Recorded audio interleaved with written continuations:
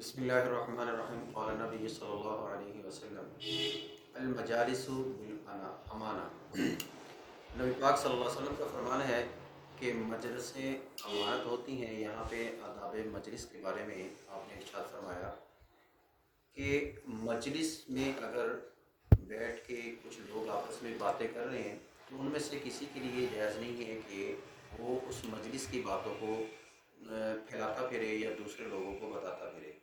تو یہ مجلس کی آداب ہمیں بتائے گئے ہیں۔ ہاں، کچھ مجلسیں ایسی ہوتی ہیں جن کی بات افشاں کرنا، یعنی ان کی بات دوسروں کو بتانا، وہ صحیح ہے، اس میں کوئی گناہ نہیں ہے۔ مثلاً اگر ایسی مجلس ہے جس میں کسی کے لیے کسی کے قتل کی سازش ہو رہی ہے، ناحق کسی کو قتل کرنے کی بات ہو رہی ہے، ایسی مجلس کی بات دوسروں کو بتانی چاہیے۔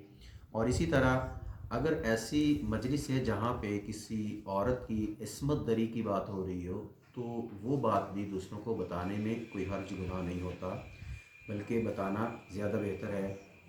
اس طرح تیسری مجلس ایسی کہ جس میں کسی کا مال ناحق طریقے سے کھانے کی، اس کو چھیننے کی، جیسے ڈاکہ ہے، چوری ہے، ایسی آپس میں اگر کوئی باتیں ہو رہی ہیں تو وہ بھی دوسروں کو مطلع کرنا اور جو ذمہ دار ہیں ان کو بتانا ضروری ہے۔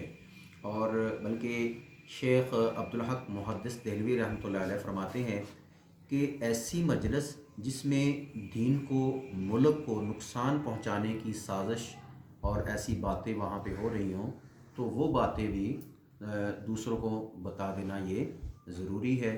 تو اس تیسری حدیث، چونکہ ہم احادیث جو ہے نا روزانہ، اس کے بارے میں روزانہ کی ایک حدیث جو ہے وہ آپ کو بتائی جاتی ہے۔ تو آج تیسری حدیث تھی مجلس کے بارے میں، یعنی مجلسیں جو ہیں اس میں وہ امانت ہوتی ہیں، اس میں جو بھی باتیں ہوتی ہیں وہ امانت کے طور پہ ہوتی ہیں۔ جو جن مجلسوں کی باتیں بتانا باہر وہ گناہ نہیں ہے، حرج نہیں ہے، وہ بھی آپ کو بتا دیا۔ السلام۔